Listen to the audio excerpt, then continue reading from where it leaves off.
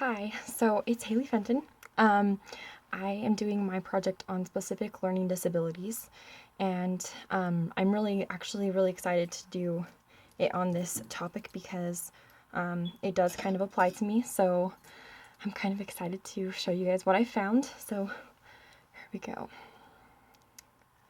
Okay, so for the definition that I found it on this education website. I have it posted on my We're Excited page, but we'll get there a little bit later. But basically, what I found was so this is the definition that it had.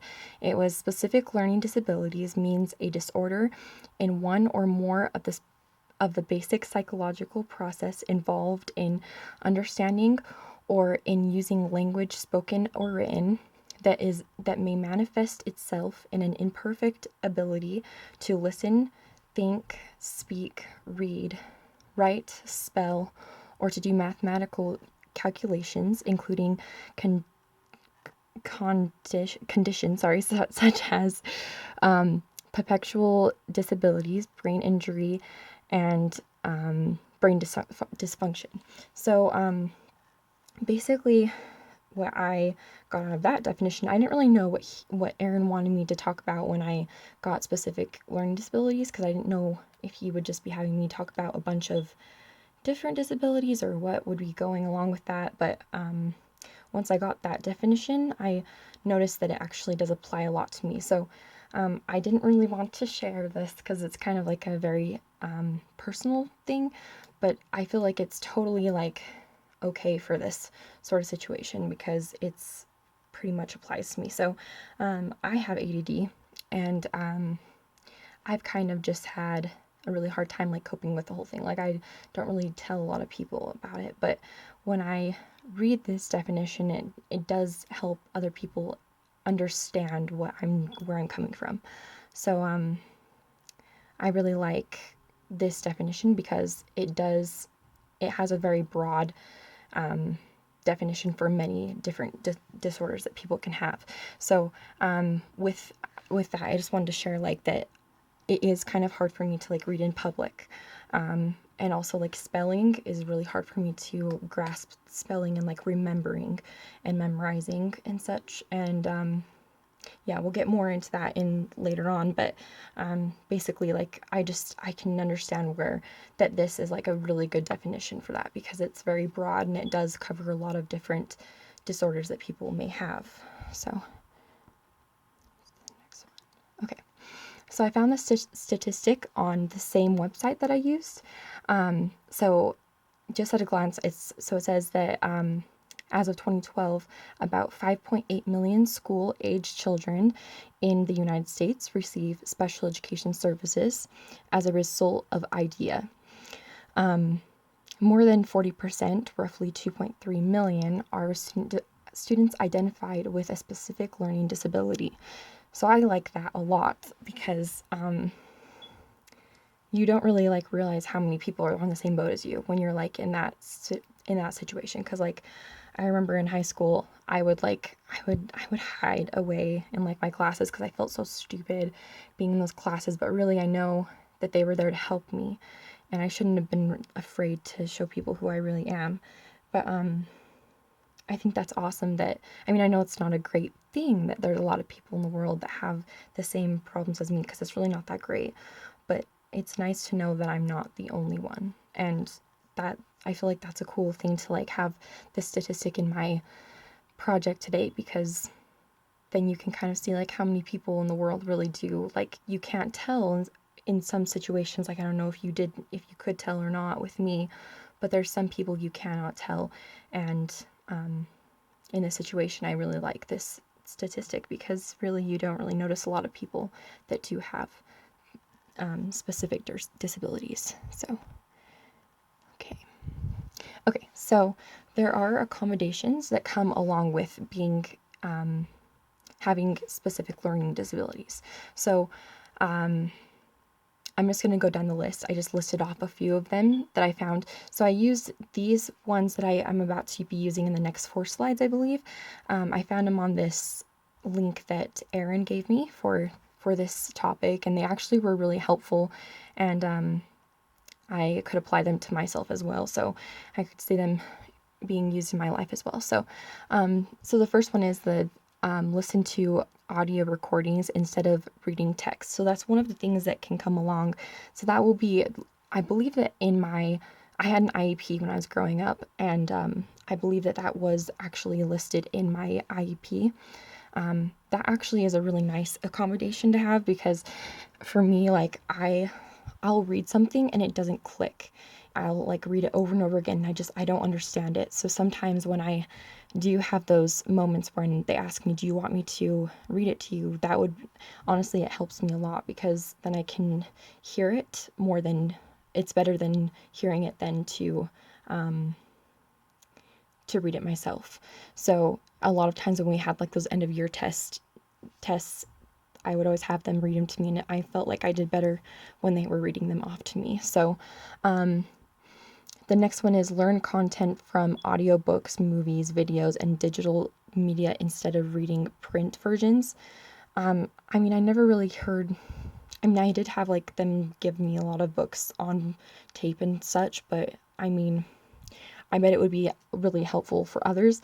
I just never really had that a lot. But work with fewer items per page and line. Materials larger print size. So you can have, so I believe that that means like that material can be made bigger, just in case like maybe there's like some kids that have like a hard time reading small writing. So like just like if they're going blind a little bit maybe or something. And then the next one was have a designated reader. So that one actually I did have when I think I was like 16. Well, no, I was 15 because I was still in high school, I mean in middle school. That one, so I had somebody sit by me and they would read me like what was on my homework and what we would be doing in class, and then I could understand what it was asking me to do so I could finish it with everybody else. It was kind of hard to have that because people would see me with the person and they would always wonder why, but it did help a lot. And I mean, at this point in my life, I kind of am thankful that that happened to me. So hearing instructions orally, that helped me so much. Like when I think it's more I process things better when somebody tells me things better than me trying to read it and understand it. When people, like when my teachers would instruct us to do things as a class and would explain them in class vocally, it helped me so much because I would just like I would understand everything that he or she would say to me. And but then when they would write it down on a paper, I kind of would just be a little bit lost. I would have to ask my neighbors or something. And then record a lesson instead of taking notes. I actually have an experience for that I wanted to share. When I started coming here to Snow College, there's this lady named Katie Jean Larson, I believe. She's in charge of she's in charge of like disabled cases.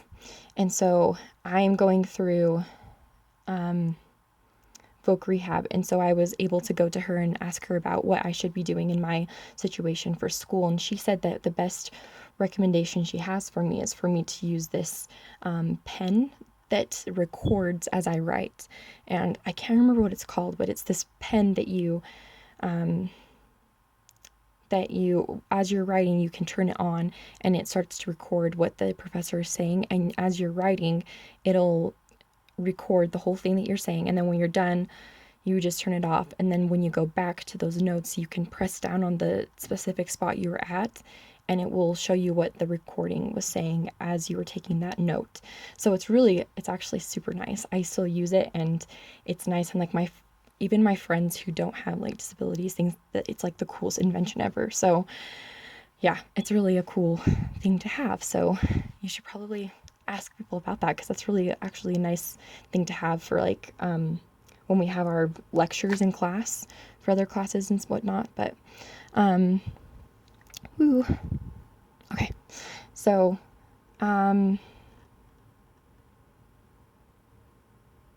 so they can, on their IEPs, they can have it written down that they be given a outline of the lesson, and then they can use visual presentations of verbal material, such as work webs and visual organizers.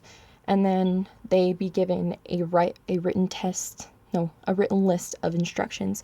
So when I read the written list instructions, I don't really know where that one, like, I think that it maybe will just be like, so they don't forget what instructions they've been given. So that actually would help me, because I sometimes will like forget a lot of things that happen. I'm like short-term memory loss. That's really bad, but I know I don't have that. It's hard for me to remember and retain the knowledge that happened just a few moments ago, or even like a few months ago, kind of thing. It's just really hard for me. I don't know if that's just me, I don't know. But okay, so next slide.